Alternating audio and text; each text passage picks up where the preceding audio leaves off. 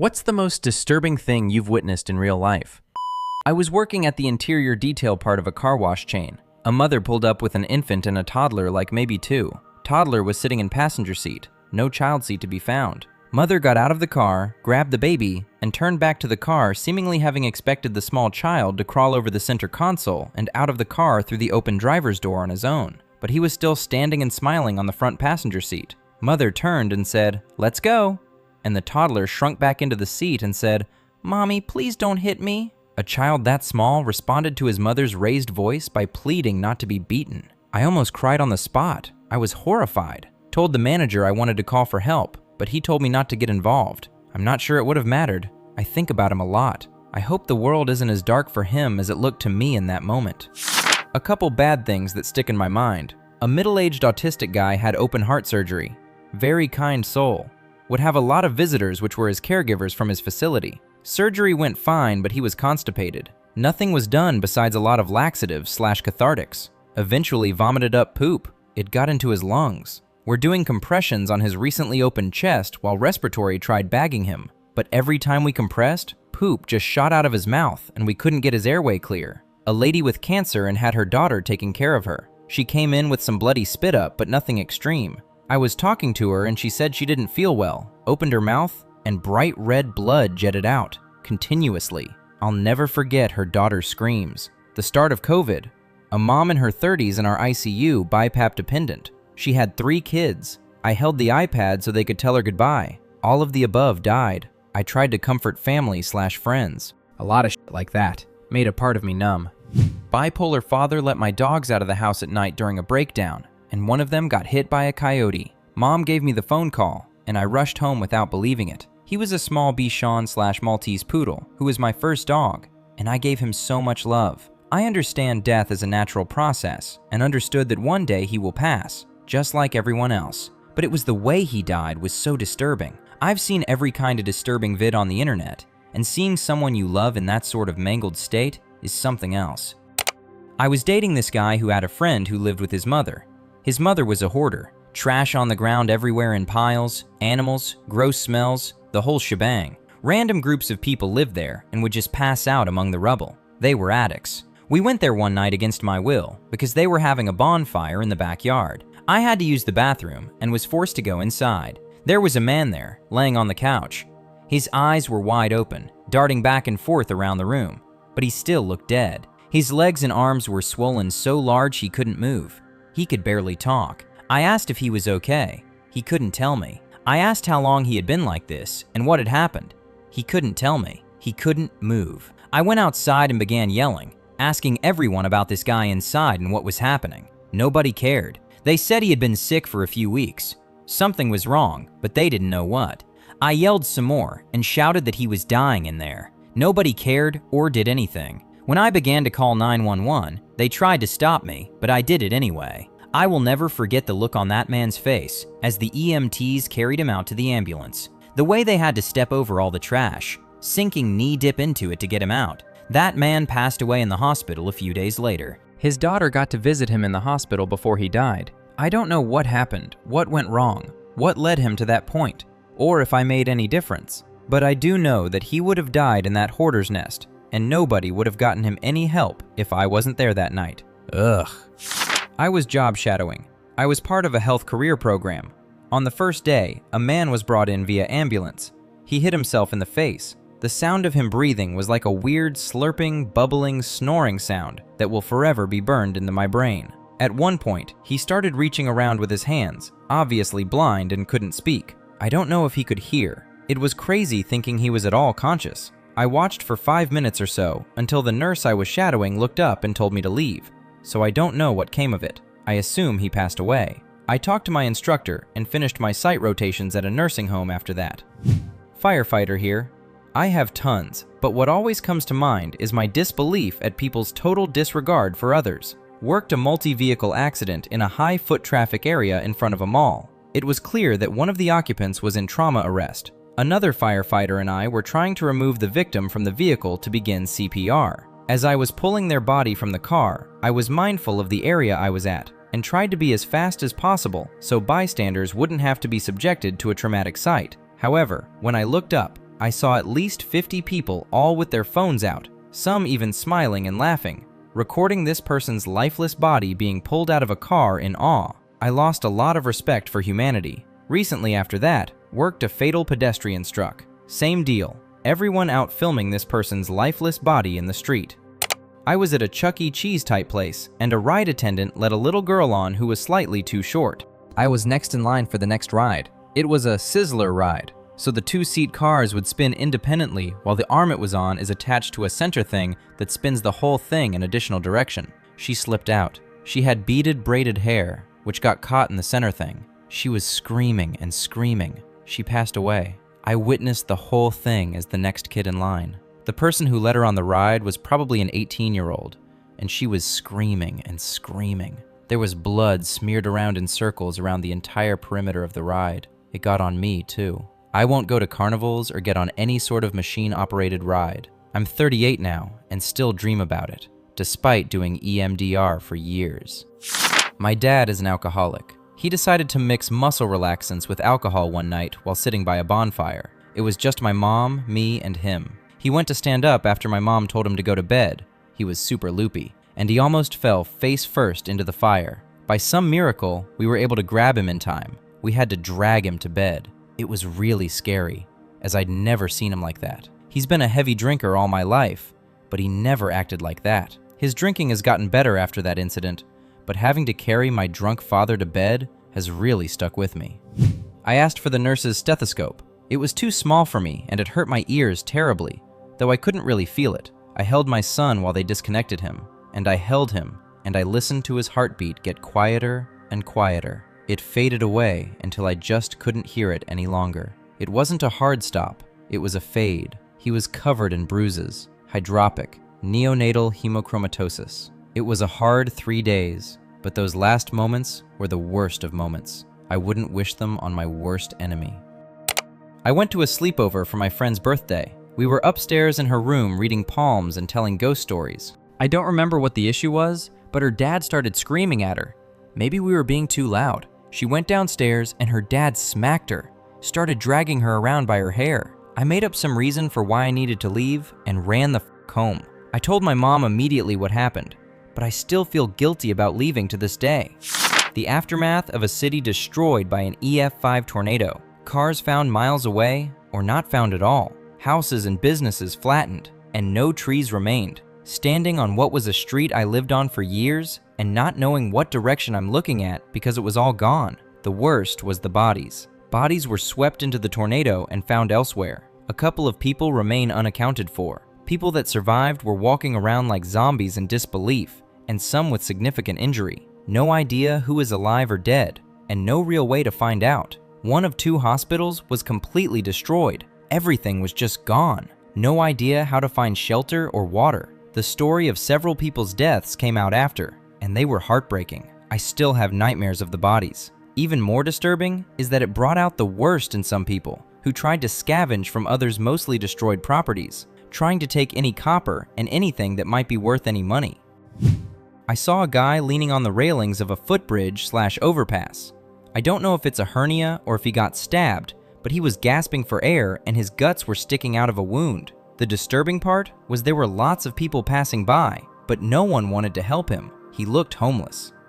A legless homeless man in a wheelchair begging somebody for a hot bowl of soup on a bitter winter day, and then he dropped it right as I was passing by and started crying. Before I could replace it, one of the ladies working in a nearby dry cleaner ran into the store and bought another hot cup of soup. I gave the guy my gloves because he didn't have any. $7 emergency gloves I bought from a street vendor made the guy happy, and he was so thankful. It's really hard to say because I have seen/been involved in some stuff in my life that have given me severe PTSD. It also sucks because some objectively f***ed up stuff I was just desensitized to. Growing up in a small town in Texas, we had a bad stray car population. One time, one of the stray cats had a litter of kittens. I was so excited and would go check on them every morning and evening, even going so far as to bring out a box, blankets, food, and water for Mama while she was nursing. Some of the neighborhood kids got a hold of them and played hot potato with them, tossing them back and forth in the street while laughing, then accidentally missing their catches. I watched it all happen and screamed and cried for them to stop, but they just shoved me to the ground. Each one of the kittens don't survive. My dad heard me crying and chased them off. When I was a guest of the state, that's my secret code for prison, a new inmate rolled in. He was the wrong guy for this tank. While he was walking in, next to the guard that was taking him to his cell, 6 dudes jumped him. At this place, we were allowed padlocks for our lockers in our cells. These guys loaded socks with the padlocks and went to town on him. Within 30 seconds, he didn't have a face anymore. The gurgling sound is something I'll never forget. I was a police explorer. One day, I was riding with an officer after school, and we got a call about an armed robbery. We gunned it to the location in time to see him peel out and take off. We pursued him for a while until he pulled over in an apartment complex. We pulled up behind him. The officer got out behind the door with his gun drawn. The robber was shooting back at us with a little .22 pistol while running away at a range of about 20 feet. The officer opened fire and hit him 3 times. But because the department used SIG P226s at the time, which were terribly inaccurate, he didn't hit anything major, only peripheral shots. After the last hit, the robber just ended his life in the parking lot in front of us. We covered the body as people gathered and cordoned off the area. We had to stay at the scene a very long time until the coroner took the body. It took so long partly because of jurisdiction. He committed the crime in one city, ours, but the shooting happened in another because he crossed city lines. Interestingly, there was no cleanup afterwards. They left everything as it was, blood and all. Maybe they sent a crew afterwards, I don't know. But everything was still there when we finally left, and we were the last to go. There was also a lot of paperwork, and I was on the news for a hot minute. I also want to add that the incident itself wasn't disturbing, and I didn't feel any sort of way about it. Not then, not now. It was the cell phone in his car that kept going off that said Mom on the caller ID. There was a news helicopter, so I assumed she saw the broadcast and was seeing if it was really her son. She called over and over, for hours. And of course, we weren't allowed to touch any of his things, but I felt for her. How her son was gone because of a stupid mistake, a split-second decision, and a few $100. I just wanted to tell her it was quick, and we treated his body with as much care and respect as we could under the circumstances. I really just wanted her to stop calling. I still think about her sometimes, and if she ever found any peace. Was in a car that got shot up. Watched a former friend get hit in the neck. He was the driver. He was able to switch to the passenger seat with my other buddy, who has since died from something unrelated.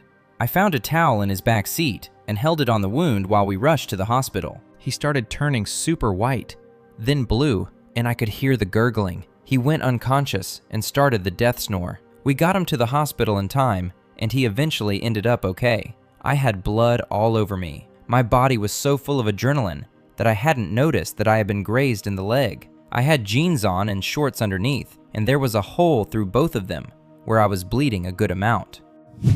Maybe not the most disturbing, but definitely the most memorable. Once when I was little, I was at a park swinging on the swing. The kid next to me was swinging with his head back like we all have done when we were younger. It was dirt below the swing, not wood chips or corkboard. When he tilted his head back, he hit it on a sharp rock that was sticking out of the dirt. It looked really deep. His mom rushed to him, and I don't know what happened after that. I still think about it when I take my kids to the park. I don't ever let them lean their head back, just because I'm scarred from it. I was driving home late at night, and a guy was trying to flag people down, and everyone kept driving by.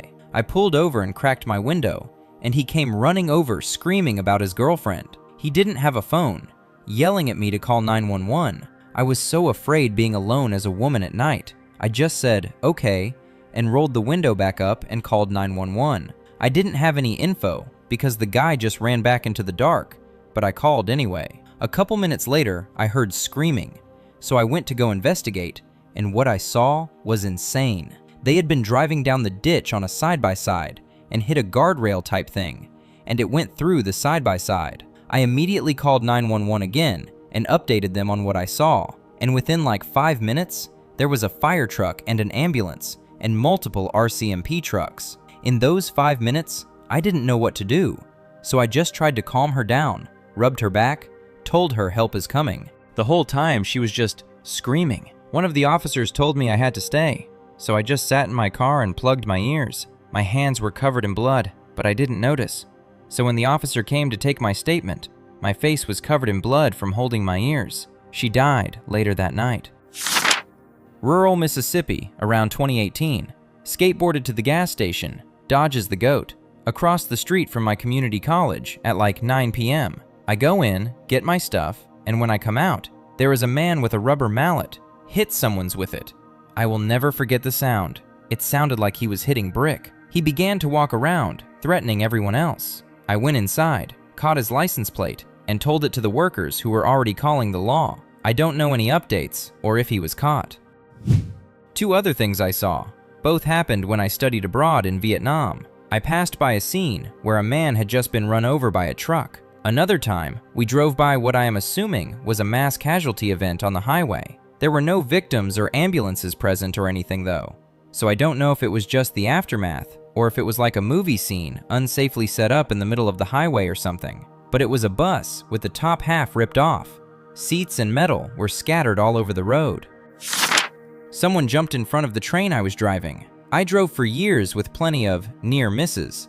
Sadly, they happen a lot at various hotspots on the rail network. For example, kids screwing around at notorious crossings, people standing on the edges of platforms totally oblivious as they stare at phones, while you're blasting through at 90 miles per hour, etc. I hit the guy in a place I would have never expected anyone to jump. Trundling along, I see a head pop up over the parapet of a footbridge just ahead. Thought he was going to throw something or give me the finger. People do. And then he swan dives head first onto the track in front of me. I hit the emergency brake, but had no chance of stopping the sound of it. I will never forget. Or the mental snapshot of the guy in his last seconds alive. Didn't think I would ever go back and do that job again. Still think about it every day. Made me appreciate police, firefighters, and paramedics all the more. The people that attended the scene were a cut above. They have to see/do things like this every day. Weirdly, the total lack of context as to what happened was the hardest to deal with. You never find anything out about the person, why they did it. 2 human lines meet. One ends, the other is changed forever. For myself, nothing too awful. I went to the funeral of a former schoolmate who had been murdered, but she didn't look bad. It was just seeing her and in her casket, when we were both barely 21, that f***ed with me. I was driving home years back from my old night job and had to drive around a lady who tried to cross the street, whose feet were toward me and her arms and torso were away from me. She'd been hit so hard by a car and the cops and ambulance were just rolling up to the scene, which means that probably happened not long before I turned the corner onto the street. There were a surprising amount of hit and runs in that exact spot, since it was an RV park directly across the street from a 24/7 liquor store, but that was the worst I saw. The other 5 or 6 were not as bad. Judd folks laid out in the street. Guatemala, like 1996. We were on our way from Guatemala City to a resort called La Irtra. We were passing through a small town. All of a sudden, the semi-truck pulling a second car/trailer full of sand/some type of building material. It stops, and we see the driver dragging an unconscious/dead woman from between the trailers to in front of our car to the sidewalk/curb, and then getting in and continuing on. Saw a man go down on the street in front of a pharmacy and across the street from a courthouse. The time it took for the guards to notice him, we called an ambulance, but it took it over half an hour to get there.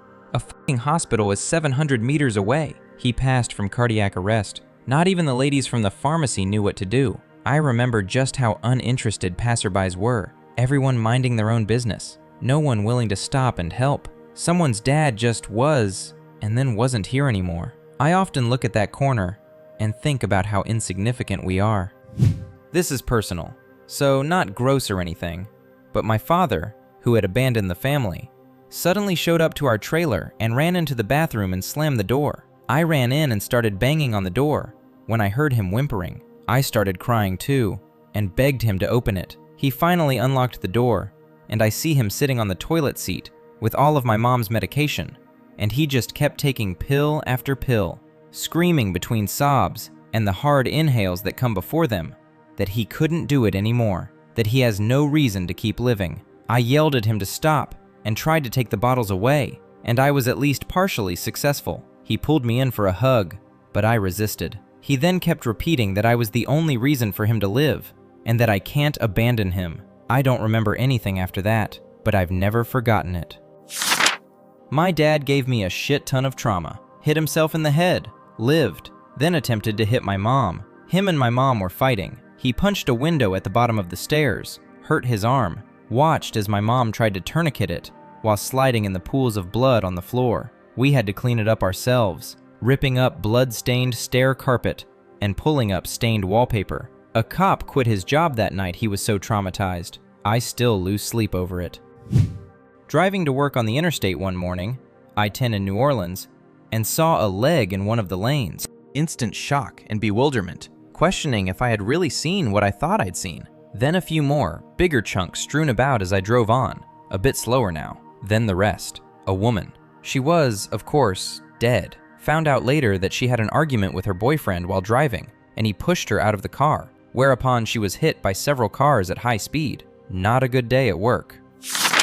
Worked as a tech at a psychiatric facility. Most of my time there was in the geriatric unit, which usually meant advanced Alzheimer's cases that the regular nursing homes didn't feel equipped to handle. One night, I helped a woman get up and go to the bathroom, which was not particularly unusual. She was pretty frail, so it was tough going, and it became clear that we weren't going to make it to the toilet, so I got her to the shower. Obviously, an old lady shitting in a shower is pretty gross, but it comes with the territory. What I wasn't ready for was all the blood. I ended up calling the nurse, who quickly called 911, but she was dead before the ambulance left.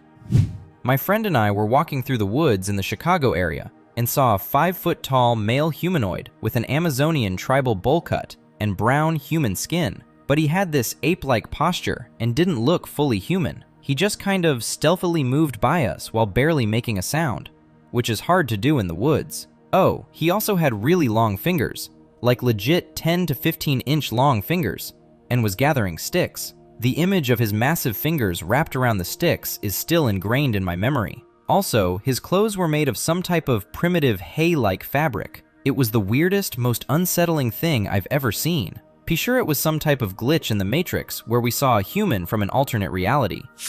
I saw and heard CPD hit an emaciated woman against the glass of a Walgreens.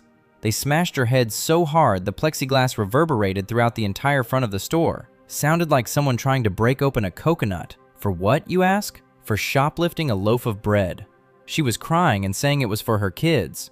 But even if it was just for her, it was a horrifying wake-up to this world. Winter of '99, many years later, I witnessed a homeless man with swollen, rotting legs as people passed him by on a freezing winter's day without even a glance in one of the wealthiest neighborhoods in Chicago. I was young and not in the best situation myself, so there was not much I could do, but wondered why people capable of doing something didn't. Passed this human being by on their daily commute and probably went out of their way to ignore his existence each day, as if he was a light post or a piece of trash.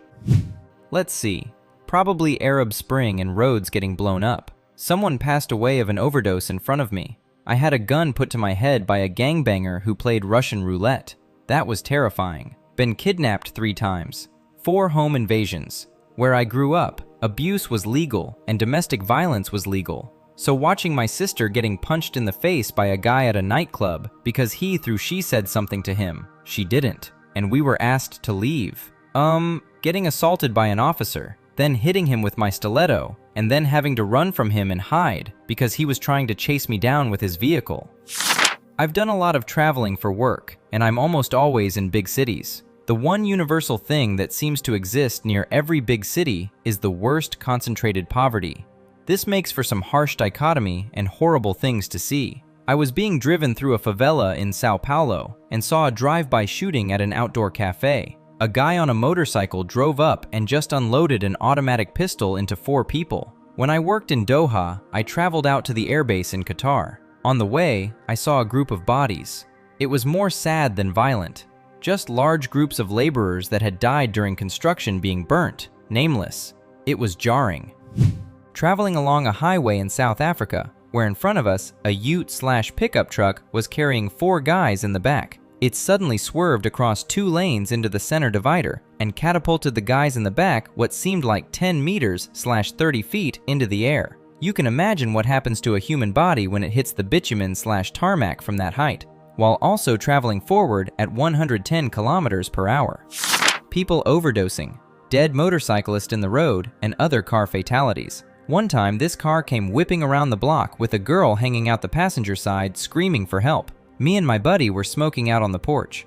A weird guy I worked with took a picture of his dead neighbor in a backyard tree, which is definitely disturbing. I saw that 2 girls 1 cup video, which was possibly the most disturbing thing. I'm a paramedic, so I've got quite a few stories.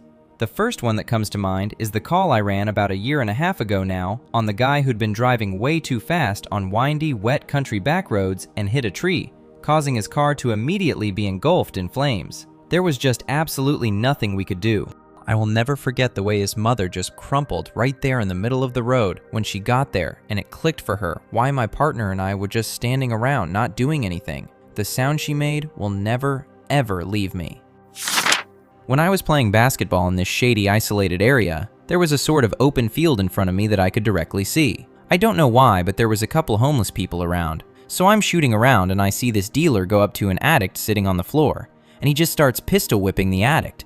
I ducked down in the tall grass to avoid being seen, but I could see and hear it all go down. The guy was screaming at the addict about owing him money, using a ton of substances, stealing, etc. This is how I figured he was a dealer, and guy being beat was a user. It lasted a couple minutes until the dealer walked away. I walked away as well. Felt very dangerous. Glad I moved. I was a doorman working a 12-hour overnight shift for just over minimum wage back in around 1995. A naked woman went off the 9th floor balcony. I was the first one there. Both legs were broken in several places. There was nothing that could be done. Her boyfriend said he woke up to find she had hung herself over the balcony by tying the bedsheet around a couch leg. He said he tried to save her, but she fell. I don't feel things, so it did not bother me at all. I finished out my shift as I would expect any employee to do. It isn't like the cops and ambulance crew who responded went home after seeing it. I was walking down a busy street with my socially awkward cousin. A chihuahua comes out of nowhere, runs into the road, confused, and a city bus rolls over it.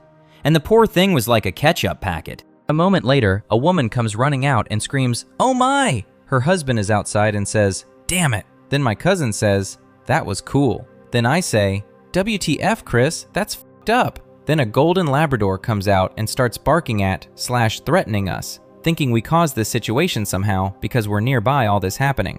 It sucked. I witnessed a car crash with 2 guys in a car and 4 ladies in a minivan. My friend and I were waiting at a red light, and it's like I saw the accident about to happen with the speed the guys were coming up to the light. I told my friend, "They're gonna crash." Then the car ran the red light and got hit by the van, which made it do a 360 and hit the light signal post. I was already getting out the car by the time they collided, so I started dialing 911 as I'm running to the vehicles. All the ladies in the van were fine, so I go to the car. As I'm on the phone with 911, she's asking about the guys, and I told her, "I think I just saw the guy take his last breath. He passed away at the scene, and the girl, from what I saw on social media, had a broken arm and a concussion, but ended up being okay." I drive by this intersection just about every day to go to work, and every time, my mind goes to that day, and I see it exactly how it happened. I don't think I'll ever forget that day. One of my core memories as a child was watching someone jump off a casino parking garage in the city I grew up. My dad and I just happened to be driving by at the worst possible time. 15 to 20 years later, I'm walking by that same parking garage, as it's where I had to park for my job at the time, and there's a guy on top. But this time, everyone was just filming, and it brought it all back. I flipped the fuck out at the people filming. Fortunately, second guy was pulled down safely.